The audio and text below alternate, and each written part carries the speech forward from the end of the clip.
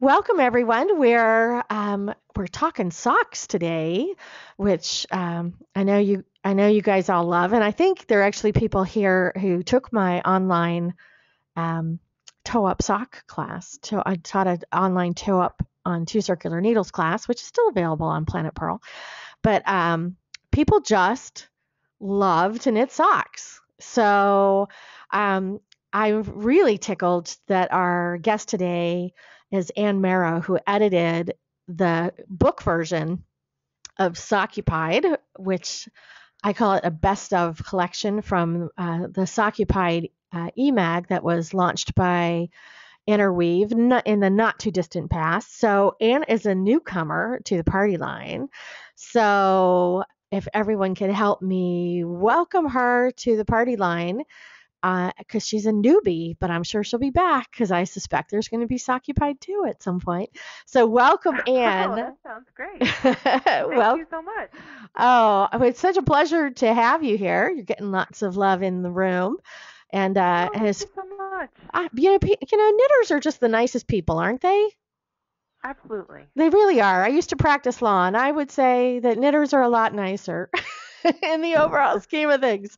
So knitting is a lot less confrontational, which is a really good thing. I think if all of our world leaders were knitting, that it would be a much calmer environment we live in. That's So true. so yeah, so welcome. So we do have some sock knitters live in the room today, and I guarantee you got sock knitters listening to this back on YouTube later. Trisha's got two pairs on her needles now, and Joanna is working on getting out of one sock syndrome, which, girl, I know. I'm feeling it. So yeah. so so tell us, Anne, about tell us who you are.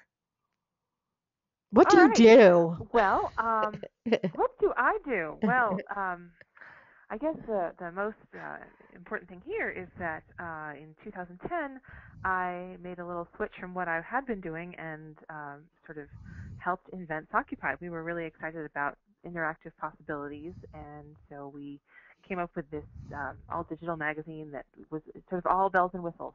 Um, and we started off with just 3 patterns and 4 patterns, and now most of the issues have 5 or 6 patterns.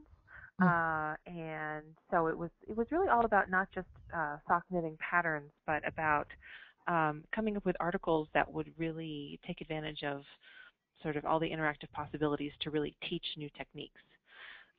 So the funny thing is that now I actually am the editor of Spin-Off Magazine, and Sockupied is lucky to have a new editor, Amy Palmer. So this book is sort of my swan song as the editor of Sockupied. Oh my goodness. So, but now you've moved on to Spinning Magazine. This is another Yes, yes. F&W thing, Interweave thing, right? It So, is. It is. It's 35 years old. So I went from something so brand new that I think we did 10 issues, but it started in 2010, to something that has so much history that when we want to go back and read the back issues, sometimes we have to dig out copies on newsprint. So it's been quite a oh my transition. gosh.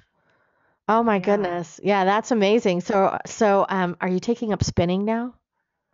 Oh yeah, I learned to spin after I came to Interweave.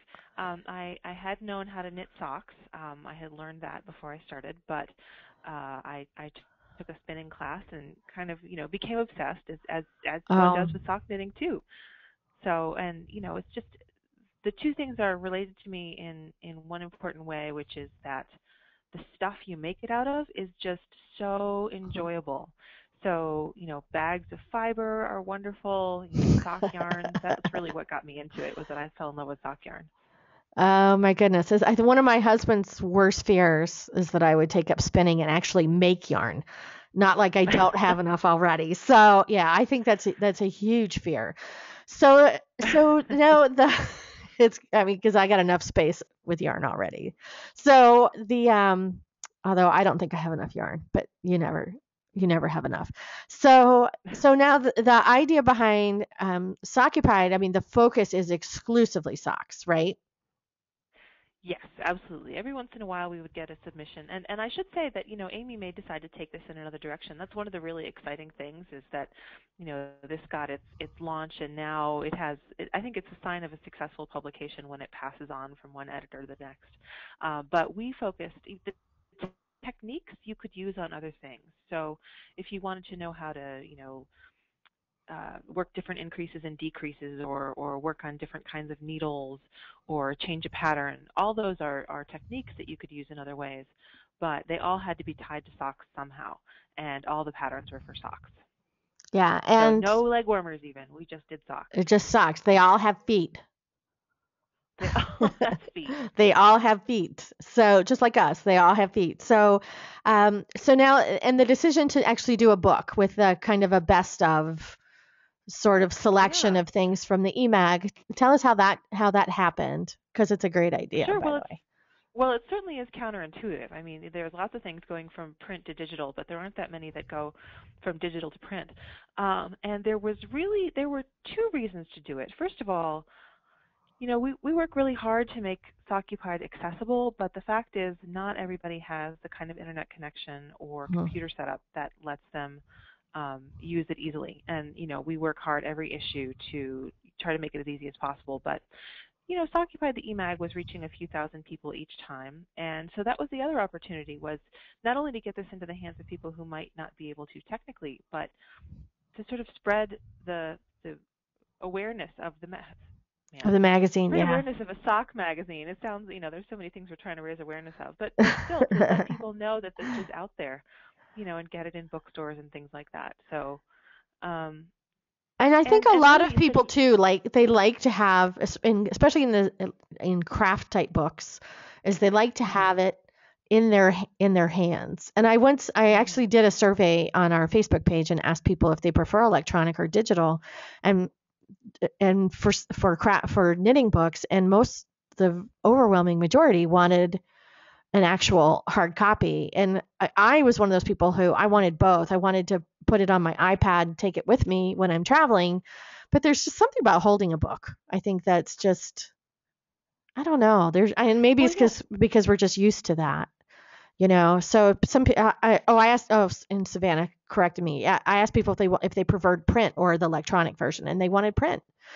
And there's something about holding a craft book. I mean, you can't it's like, I know there's like Kindle versions of the magazine, but there's just something about, I don't know, there's just something about books. Yeah, and like Savannah Gall is saying, yeah, and it's I don't know, it's the book thing is getting a lot of love in the room, which, so I'm not alone, although I am running out of space. So that's the nice thing about digital, right? Is it's just running out of space. So, then true. they're stacked up on the floor. They're everywhere. So Well, the there other you nice go. thing is that, for we worked really hard to make the pictures good. So, the to have good digital photography is important, but then when you put it on a high quality paper, that really makes it kind of come alive. So in a way, when you have something as a print magazine, the paper doesn't tend to be as good. I'm sorry, I'm geeking out a little bit here, but Oh, no, no, no. um, I think we all know that. Is when you see the artwork in a magazine and then you see it in a book, mhm, it's I mean, it's completely different in terms of how clear and mhm, beautiful the colors are as well. Even in the best magazine like Interweave, you still there's a limitation on the quality of how things get printed. So and Trisha's saying the same thing. The digital is supplemental, which is what I use it for, so I can travel with my favorite books. So yeah. So it's nice that there's a paper version of this, because I think it does reach all those people that like an actual book in their hands and don't want to print their own books off, yeah, basically. So yes, so it's so true. we yeah, exactly. So because that's what we all end up doing. Even if we buy it digital, we end up printing off the stuff we want. So it's it's kind of a six in one, half dozen in the other thing. So, but I pulled some of the projects, just to kind of give a sample of what's in here, because Sure. and there's 20, and obviously we don't have all of them, but because people have to buy the book to get all of them or to see all of them, right? You got to leave them something to the imagination. So and I actually am getting ready to cast these on now because I have some really beautiful engineered striping yarn. And Oh, nice. so this is kind of like the basic go-to everyday sock, right? It is, and it's called Anne's Go-To Socks, and they're from Anne Budd. And the really interesting thing is that, Anne designs, beautiful, Crazy complicated stuff. socks. Yeah. But when she sits down to knit a pair of socks for herself, this is often what she starts with. So it's just a simple ribbed sock. I let her pick out the yarn, and she picked out a cashmere blend. I think it's a Of little heavier course. than a usual fingering weight. Um, so, but yeah, this is sort of her basic recipe for something that fits really well, and it has enough interest to make it fun to make, but is not too complicated. And it's a good beginner sock, actually. Yeah, and it's one of those things if you're gonna make 20 pairs of socks as Christmas gifts, right? I mean, this is one of those things you're not Yeah, you're not yeah. you're not reading a lace or cable chart for it, and people will still think you're a genius because you knit socks, right? So knitters don't know. Yeah, People who aren't knitters don't know, right? But this is the yeah, like put it in yeah. your purse and take it to the doctor's office kind of project, which Oh, is we absolutely. all need those.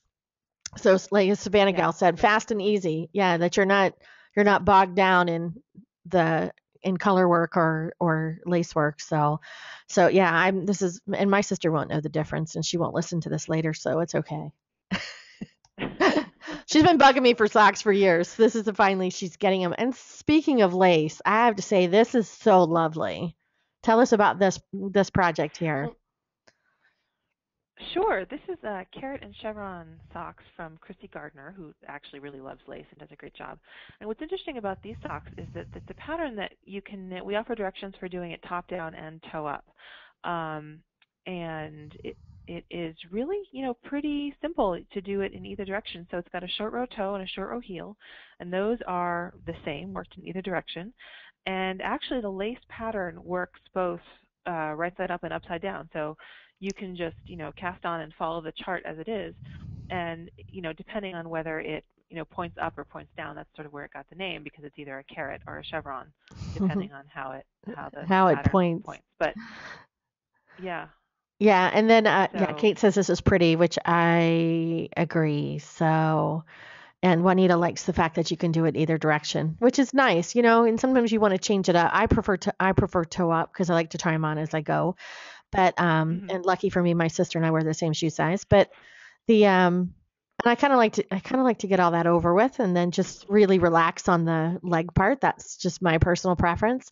But I know people like to start the other way too. So it's great that this can go either direction. So it reaches everybody, and the lace will look great no matter which direction you're knitting in it. Which there aren't a lot of designs that'll do that. So these are just really pretty and very Oh, fresh. I love the color. yeah, that's a fun yarn. I think that unfortunately I think the yarn is no longer, but I love that green color. And actually, the book also includes Chrissy's original article.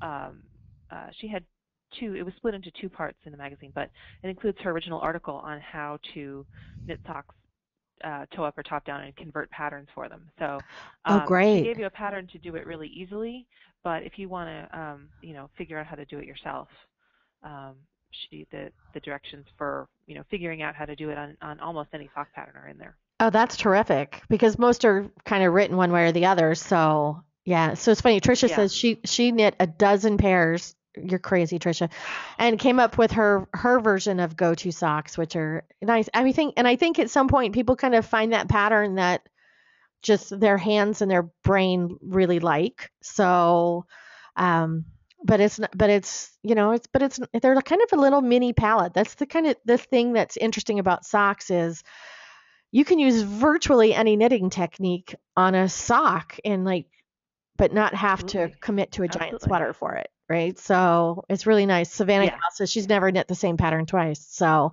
it's a sock pattern. So it's like, because it's an experiment, and I like to see different kinds of things unfold as well. It keeps it interesting, especially if you knit a lot.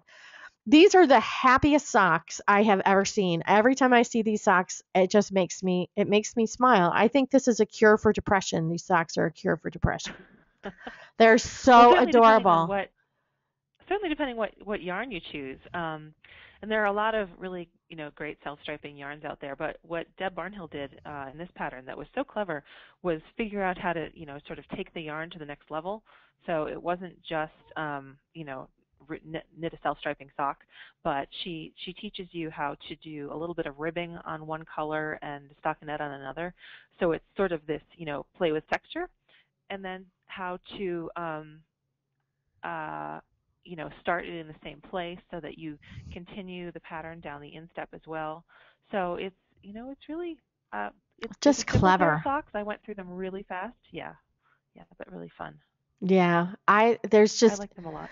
And when I first looked at them before I started reading the pattern I thought, oh my God, all I could think of was like how many ends. And I didn't realize initially that she was using the gray rag color in between stripes of a self-striping yarn so that you don't have a billion ends. Yeah, and Juanita says how clever it is to add that texture to it, which I agree. Yeah. Savannah Gal says they're super cute. And she did some with leftover sock yarn and had 200 ends. Yeah, this is not the ends. So this is the cure for 100 ends for skinny striped socks. But they're so much fun and so clever. I think there might be 4 ends per sock.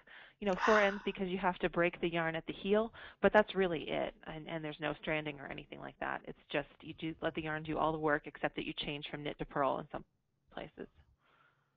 Yeah. So Renee has a question. She wants to know if you can knit socks with sock weight yarn and yet make it warmer, or if there's some really warm sock weight yarn. Well, in terms of warmth, the thing is that if you want them to be warm, I think there's a couple ways to do it. You could make them you could make the fabric really tight, really stiff, which would help close up all those holes. In which case you would knit the socks really tightly. Or if you wanted to sort of hold a lot of air in the pockets, you could do it with a really soft, sort of sumptuous yarn, like something with cashmere or angora or something like that. I think mohair tends to be pretty warm. Alpaca tends to be pretty warm. Yeah. The thing is that if you knit them a little bit looser, they probably are not going to last as long. So that's sort of the trade-off. You can knit really tightly and sort of make a shield for your feet, or you can knit something really warm and fluffy that might not last quite as long. Oh, well, Tricia says that she's knit with the alpaca wool blend and that it's been very warm. And I think, and then also you don't want something that's going to felt on your heels and toes just from the heat and friction of being inside your shoe too. So it's kind of it's a trade-off. And plus you're going to have to hand wash them if they're not a machine washable yarn. So yeah, it's kind of a trade-off. I think knitting down a size on the needle is probably your best bet, I think, for warmer socks. But it's the price we pay. You'll just have to knit 2 pairs and wear them both at the same time. Or and check your gauge. Absolutely check your gauge. So yeah, especially in socks, it makes a huge difference, which is, really huge difference in your socks if you don't check your gauge. So this was I wanted to show some of the color work patterns that are in here. And what's nice about this is the color work is on the leg part. So it's going to show, you're not wasting it on the part that's going to be inside your shoes, which is really sad when that happens. But yeah, so Candy says she loves these with lots of exclamation points. I get it because that's why I put them in this thing. Is like they're beautiful. This acorn design is just, it's classic and it's gorgeous. Tell us about these socks. Well, these are from Billie Jane, who does just really, mostly I think of her for very whimsical designs, but this one was really personal to her. It reminded her of an oak tree at a house that she grew up in. And I started to make these myself, and I have to confess I'm not the world's best stranded color knitter. And so speaking of gauge, not only did mine wind up puckery, but I couldn't pull them over my feet. Oh no. So Oh no. yeah, so Tragic. I need a little bit more practice. But speaking of what makes socks warm, having a stranded colorwork pattern certainly makes them warmer because you've got 2 layers of yarn. Oh yeah, that's true. So Yeah, yeah. that's true. I think the problem with stranding the foot part though is catching it when you're putting them on. You have to be really careful. But Yeah. so yeah, and Kate says they're beautiful, but she says it looks hard to make. So I Well, there are some floats in it. It's not Mhm. there's only 2 colors at a time. There's the main color and then there's the contrast color, so you don't have to carry 3 yarns at a time. Which is There nice. are some areas with floats. I think that the problem is just that I need to practice more. But I know that a lot of people have made them successfully. So maybe not your very first stranded colorwork pattern, but um, Yeah, I mean, not on small needles and working in a small circumference. right, Not right, your first project, not your first right, project for stranded color work. right. So yeah, and actually there were a lot of comments on this. People just love them. Savannah Gal says she loves them. She's a tree hugger, and Mhm. yeah, and actually I think someone in here, maybe it was Candy, said she wants me to knit them for you. Sure, Candy. I'll start tomorrow. But yeah, Savannah Gal, she's gonna make these, and I totally, I'm so taken with these socks. I want a pair for myself, and I don't wear socks, so that says something. So Wait, back up. Did you just say you don't wear socks? that's correct. I'm claustrophobic. I don't wear So you knit socks. them but don't make them. I don't wear them. That's So correct. you have very, very lucky friends and family because you like to knit Yes. socks but you don't like to I don't wear them? wear them. No. Wow. I don't wear them. Yeah. There's something, I don't know. I don't, my toes don't want to be inside a sock. But these are so pretty. I feel So compelled for to knit you, them. this is truly sort of a canvas as a work of art as opposed to a Yes. practical, Yes. yeah, Yes. yeah. Yeah. That's good. Yeah. So, but yeah, and I just love these socks. I think so pretty. So, oh, somebody was saying they wear them with their sandals. So, yeah, and actually, I live up in the in mountains part of the year, and up here I could get away with wearing them in sandals. But in Florida, if you wear socks with your sandals, you're a pariah. So people think you're a tourist. So yeah, that's not going to happen. So yeah, there's so Juanita's telling me to knit these and leave them on my dresser as a decoration.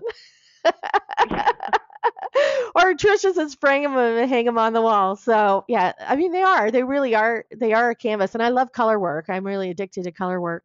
One of the other authors who publishes through Interweave, Tanis Gray, taught me how to do two-handed stranded color work, and I'm addicted to it. So yeah, I'll have to but I'll have to get her to show me. get her to show you 'cause she's got like great tricks. So now, and this beautiful textury, cabley kind of thing. Tell us about these socks. They're really pretty. So this is a twisted diamond socks. This is another Ann Budd pattern, and one of her favorite things to do is it's called clocks, which is a design that travels down the side of the socks, and then often it travels down the heel and the side of the instep as well. But it's that design along the side, and she did this in a cashmere Ugh. silk wool blend. I know, and it had really great stitch definition, so she used a lot of twisted stitches to really make it pop. And these look really complicated, but for the most part, they just have a twisted rib, and then there are a couple areas at the top where you have to do actual cabling and a little bit along the side. But once you get down into the foot, it's just across every couple rows. Yeah, So they're you really start off. pretty. So you start off with the hard part, and then as you kind of want it to be want to be getting toward the end because no matter how fun socks are, You're ready to be looking finished. forward to you're ready for the next, ready for the next. As you get down toward the toe, they go a little faster. Well, that's always a good thing. Because the last few rows or the last couple of inches, or I don't know, always seem to take the longest. So Yeah. it's very gratifying when the end is quick. So let's see. Oh, I'm on the wrong page. Let me go here.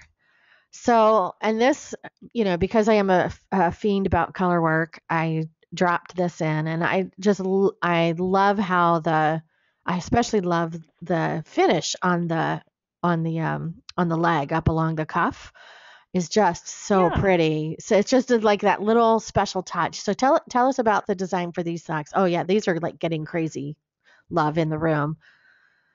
Yeah, these are by Terry Morris. It's called Spectrum Socks. There is a little picot edge along the top, and the interesting thing about these is that this would probably be a very good first color work sock because there's only ever two colors on one row, but it looks kind of complicated, and most of the patterns are you don't carry the yarn any more than 3 or 4 stitches, so you don't need to worry about catching your floats or anything like that. And so, she designed it so that you could work it in any. Let's see, how many colors is it? Is it 3 colors? I think it's 3 colors. Can I Yeah. count? Yeah. It's not clear. It looks like 3 colors. And then, also in the book is her article about, her tips on how to knit stranded colorwork for socks. So, Oh, we just got somebody. ooh, Hey, what's it's that? okay. Yeah, I'm muting. I'm muting her. There she's gone. Okay, sorry, Oh, Holly. I oh, just muted hi, you. Holly. Sorry. So she's got an article on So there's stranding her. socks in the book. Yep, yep, yep. That are sort of specifically for socks and small circumference projects. So her article on that is in the book. Yeah, so that would be helpful for mittens or anything that you're knitting a small tube, basically. Yes, So, absolutely. yeah. So Barbara asked if it's easier to knit socks with a design like this on circulars or double points. What do you think? I would say, well, I have a bias because I knit my socks on circulars, so I do too. there's that. The reason why I think it would be easier to do it on circular needles is that every place you have a sort of a join where you change needles is an opportunity to sort of take a little shortcut and make one of the floats too short. And if you're knitting them circularly, there's only two of those, or if you do it on double points, you get 3 or 4. Now, I might be splitting hairs. The other thing that might make it easier, on the other hand, to knit on double points is that you can sort of take it in smaller chunks. So I really think knitter's choice. Yeah. And I will Sorry to say, be just wishy-washy. personally for me, because I have knit a lot of color work in small circumference projects, and actually in the my book that's coming out shortly, American Gift Knitting, I did a draft stopper that's completely knit and it's all Fair Isle. It's really was a fun project to do, but I knit it magic loop. So I normally use magic loop or two circulars when I'm knitting Mm-hmm. color work, unless of course it'll fit on one circular needle. But because it is less opportunities. If you get a short float and you don't find it out till 4 or 5 inches later, I mean, there's no fixing that. You just have to rip, and it's really Yeah, sad because absolutely. it's a lot of effort to be ripping all that out and losing that. So that's the thing about double pointed needles is if you're using a set of 4 or 5 to do it, you got lots of places to accidentally get short floats. So I agree completely that it's just easier to do it on circular needles. Joanna says that she uses magic loop or two circulars and loves it as well. So I think for people who do a lot Mm-hmm. of color work is that they don't tend to spend their time on double points for exactly that reason, because that's just so sad. It's so you were saying Mm-hmm. that you knit that pair and that you had a couple of short floats and you couldn't even get your foot in the sock, and so I think that's Mm-hmm. it's just too easy for that to happen. So I agree. Use the circulars. It's just safer. Yeah. So this is so pretty. I think that this asymmetrical, and I'm not an asymmetrical person normally. I'm too obsessive compulsive about that. But there's just such a sense of flow and motion in these socks. I thought they were absolutely gorgeous. Tell us about these. Well, the nice thing is that if you make both of them, then they do have a a symmetry that your feet make them symmetrical. But Hunter Hammerson, she sorry, No, that's okay, she but I get it. she is the author of The Knitter's Curiosity Cabinet, and she does a lot of these um, you know projects that are inspired by botany or old prints and things like this. And this was inspired by a particular kind of, I think it's a leaf that has, it's a special kind of a leaf.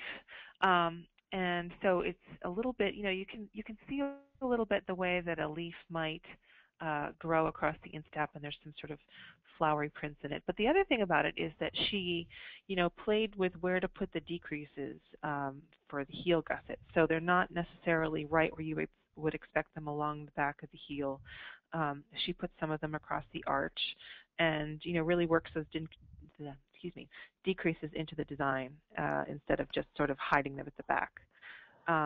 And I thought that these were just a very kind of clever, and then also the way that she used reverse stockinette stitch on that plain panel. So instead of just being plain stockinette stitch, it gives it a little bit more texture. Yeah. So yeah. They're really pretty, and actually, people in the room are loving this. And actually, Savannah Gal says she just finished a different pair of design Oh, socks from Hunter that Hunter designed. yeah, But yeah, I mean, yeah. these are just they're so unique, and they're absolutely beautiful, absolutely beautiful. And of course, oof, color work girl, I couldn't resist these, and I especially love that Yeah. little kind of picot detailing right below the cuff is Mhm. just, and Mhm. the texture, the little bits of texture added at the ankle and on the cuff itself. These are really, yeah, oh yeah, they're people are loving this pair of socks. So yeah, I mean, when I talk about them, that socks are kind of art canvases, this is a perfect Mhm. example of that. So tell us about the socks, because these are showstoppers. Sure. So the it was sort of, they were inspired by a class that Leslie Comstock took with Franklin Habit. Not to name drop here, but I want to give him credit for sort of renewing an interest in this technique, which is, you think that color work has to be done in stockinette stitch, but you can do it um, in garter stitch as well. So you just have to knit. You work every round twice, actually. So it gives it that really sort of bumpy, um, exciting texture. And these are, I think they're inspired. Yes, they're inspired by Turkish folk stockings. So you can kind of see that the pattern along the foot and the different bands of color. So they really have sort of a inspiration from a lot of different places. I think she told me that the pattern was inspired by ironwork, Yeah, I mean, and then just the that sort different of pattern on heart-shaped one. the sole, and then I mean, just the whole thing is really stunning. Juanita said she loves the ethnic look, and that these are very artful, which I would agree. These are art for your feet. These you would have to walk around on just clean floors and show them off. I would hate to tuck these into a pair of boots and hide them. They're so gorgeous, but yeah. I mean, if you gave these to somebody as a gift, they would think that you were just the most amazing knitting genius to walk the face of the earth. They're just, I mean, this is what it's all about. These are so beautiful. I covet these socks as well as these. there's just Ah, there's just yes. something, and I will bet I'm not the only person in the room who is obsessed with the Outlander books from Diana Gabaldon.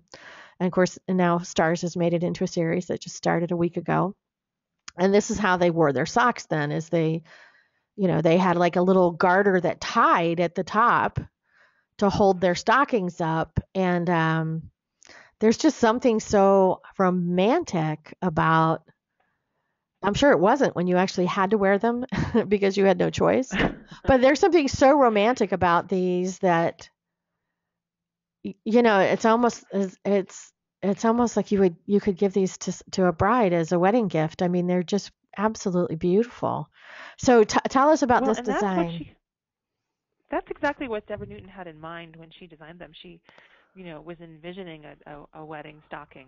Um, Now, I think in the Outlander series, they probably would have done these on, quintuple aughts or something like that. So Yes. one of the ways in which they're a little bit more modern is that this yarn is somewhere between a sport and a DK. So they It's look pretty quick. daunting, but it's quicker than you might think. The rounds, it's something like, let me see. Well, it's still 36 rounds to 4 inches. So um, not a weekend pair of socks, but they go a little faster than you might think. And the lace patterns kind of shift and change, so they stay interesting. But yeah, those were fun to photograph. Oh my Um, God. they have a different, they have a design of the back. And I love that little detail on the foot. So they're simple enough that you could put them in your shoes, but there's that little tiny lace detail on the foot That you would know on is top. there. That you would know. Yes. Yeah, it would be your little Little secret. diamonds. Yeah. So Yeah. Kate wants to know, do the bows actually hold them up? Do the ribbons actually hold them up? No. Or they're just They decorative? are the top is ribbed. They're just decorative. And actually, what you can't see is that those little bows don't go all the way around. Yeah. They're just tied on the front. Oh. And I So guess if you wanted to, you could add an elastic thread with the yarn as you do the ribbing at the top, which would actually give you a little more hold up there as well if you're going to wear them somewhere other than just for your significant other. So, if you're going to wear them out, you would want them to stay up. So I would yes, probably true. add an elastic thread to the top while I was knitting the ribbing so that I had a little extra security holding up my pretty socks. But that's really a spectacular design. So, and then this is really fascinating how the texture and color come into this. This is a really different kind of color work. So tell us about Yes, this it is. pair. So Laura Lee Beltman invented this technique called vertical stranding because usually, if you wanted to work panels of color work like this, you'd have to sort of do it in intarsia.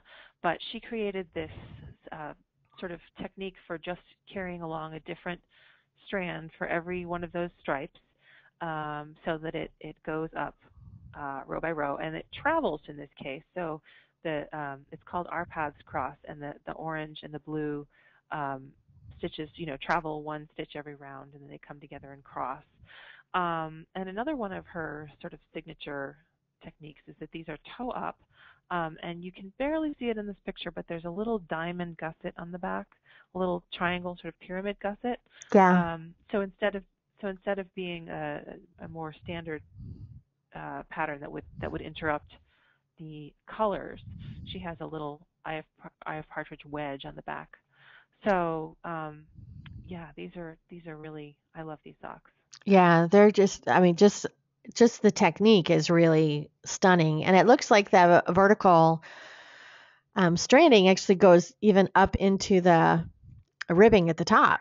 So, Well, and actually what happens is that the ribbing comes down to meet the color work. oh my So gosh, when I the just color work noticed that. travels over, I just yeah, noticed that. You can see it on the back sock more where the rib yeah, comes down to meet the stripe, which is yeah. really crazy, crazy beautiful. So Trisha asks, she wonders how duplicate stitch patterns would work on socks. I mean, um, I think I've seen I think Kristen they'd work Nicholas fine. I design mean, them. Yeah, design them like that. So to add a you'd little want to bit be of careful with color. your tension.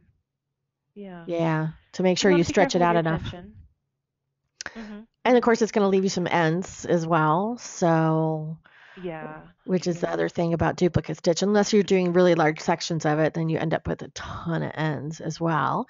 So, Mhm. and then Juanita wants to know, is this an easy pattern for a sock beginner? I would not call these an easy pattern for a Yeah. sock beginner, for a couple of reasons. First of all, the color work technique is a little bit, you know, you'd have to learn a whole new technique at this. There's more than one thing going on at a time, and that's why I say it wouldn't be a very good pattern for a beginner.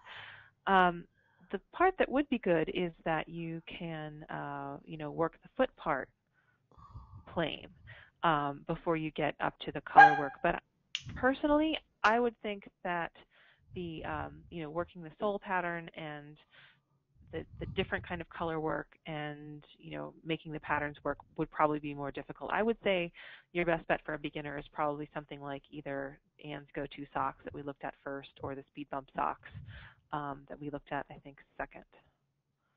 So those would be my advice for a beginner. There you go.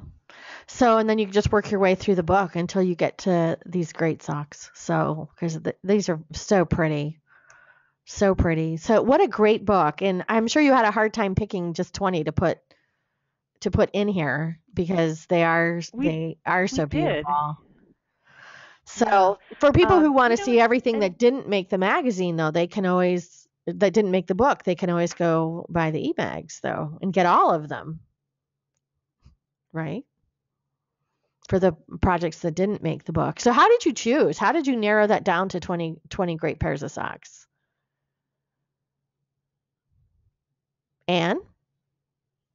Did we lose her? Hey, Anne, I lost your audio. Let me type here.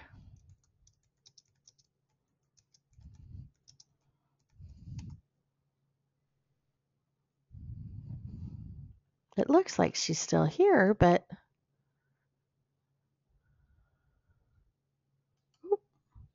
I think she's just logging back in. We'll just take a brief pause while that happens. So, Anne says she can hear me, but I can't hear her. She's calling back in. So this is a beautiful book, isn't it? I'm hanging on to my copy. I think it's really gorgeous. Bye, Jill. The socks that look like the Turkish carpets, oh my gosh, are just so crazy beautiful. We'll see you next time, Jill. Thanks for stopping in. Am I back on now? You are back on now. So, yes. I'm so sorry. I don't know what happened. It happens. Technology, right? It's when it works, it's great. When it doesn't, life comes to a screeching halt. So, absolutely. So I was going to ask you how you narrowed it down to just 20 pairs of socks. Yes. So we tried to have a balance of easy and hard, toe up and top down, and different techniques. So we tried to have cables and color work, and I'm trying to remember what the other ones we had. Texture. We have lace. We have the traveling stitches. You pretty much have a little bit of. You have something of everything. I think, which is the nice thing about socks, is that if you know how to basically knit a sock, so that you're not worried about the technique, is that it's a great place to try out new skills, because you don't have to knit so much of it. It's not like taking on Nikki Epstein's map of the world Afghan or whatever when you want to learn Intarsia. So, it's like it's a much more doable project when you're working with a smaller canvas. So, so for people what Cookie A said. Sorry, I was going to say that what Cookie A said to me once was, you can try a lot of things, and if it doesn't turn out great, you're just going to put it in your shoe. Exactly. Nobody's going to see it, right? It's like those slightly burned oatmeal cookies that you'll eat yourself and not give to somebody in a care package, right? It's the same thing. Yes, but they're fun to make anyway. Yeah, exactly. And they taste good. It's like, so the socks still fit. They feel good. They just might not be as pretty as you wanted them to be. So it's okay. They still have value. So for the socks that didn't make the book, and for people who want to continue to get all the great stuff in the articles, especially on techniques and basically learning from the sock masters, is is that actually a term? Sock masters is. If you go to interweavestore.com, you can purchase the Sockupied magazines, and the back issues are available as well, and you can get it for PC and for Mac. So it doesn't matter what your personal preference on computers is. So you can do that at the interweavestore.com, and you'll and actually a /Sockupied-emag will take you directly to that page to get that. And then in addition, the kind of the nice thing about Sockupied actually has its own forum on Knitting Daily, And so you can get help on socks, which is always nice, is that you can talk to uh, other obsessed sock knitters. And if you get stuck on something, that's the nice thing is on the Knitting Daily forums, so people are really helpful when you feel like you're about to crash and burn on a project. So you can always check that out on Knitting Daily. And then for people who have iPads, Sockupied is actually available. There's a Sockupied app, and you can get the magazines on your iPad. Because I personally prefer to get my magazines on my iPad. I love magazines on iPad and even craft magazines, and I get all of mine there. So it has its own little Sockupied app, and you can take your sock knitting with you, which is always fun. And then if you want to keep up with what's going on at Interweave, including Sockupied, then of course you're going to want to fly on over on Facebook. You're going to want to fly on over to Interweave and I think it's just facebook.com/interweave, and like the page, and you'll keep up with all the new stuff that's going on at Interweave. And I think actually I've noticed a little bit of a difference. Interweave is now part of F&W Media, and I think they're actually producing even more knitting books under F&W than they did when it was just Interweave without F&W, which is a good news for us knitters. So slide on over there, and if you're a multi-crafter like most people are, you'll get the news on not just what's going on with their knitting publications and their crochet publications, but quilting and spinning and weaving and all those messy space-sucking projects. But there's just some really gorgeous things in here that will make you want to do that as well. So, which is probably maybe not helpful. I'm sorry. So I'm apologizing now. So if you don't win a book today, because we are giving away a copy as soon as we stop recording, that we'll give away a copy, and that if you don't, you should immediately call your local yarn store and see if they carry it. If they don't, ask them to get it for you. And if they can't or won't, then you're going to slide on over to Planet Purl. You're going to click on this little link that says books. And it's a miracle. You'll see that Sockupied is actually the top book on there. And you'll see a link that says buy the book through Amazon and support Planet Purl, because we get the tiniest little commission, but it does help pay for like the interface for today's event. So you can support Planet Purl and get your book all at the same time, which is awesome, of course. So thank you so much. And it's just really been great to talk to you about this book. I know it's going to be just wildly successful. It's just beautiful. You did an amazing job on this. So, thank you. Sock knitters across the world are in your debt. Well, it's been just a pleasure, and I'm glad to meet you guys, and I would love to talk to you again about anything you like. Oh, wonderful, and good luck at your new post is it Spin Out? Spin Out is Spin Off. Yeah, Spin Out. That's just me. So Spin Off. So best of luck there, and thank you so much for coming to talk to us about this book, and and giving people good information about where they're going to get started once they get the book, so they know what they're going to knit first. Thanks for having me. So thank you so much. I really appreciate it. Everybody else, stay in the room, because I'm giving away a book.